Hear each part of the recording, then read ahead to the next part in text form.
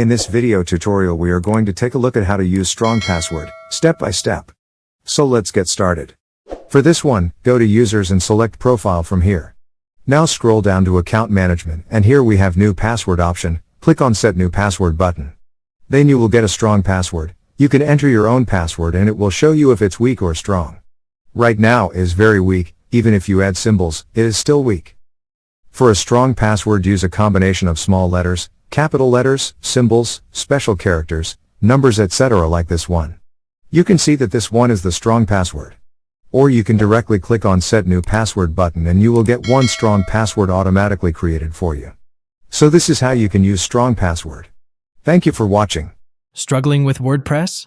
WP Learning 101 is your solution. Our free training is perfect for WordPress beginners. Click the link below to join WPLearning101.com and start mastering WordPress today.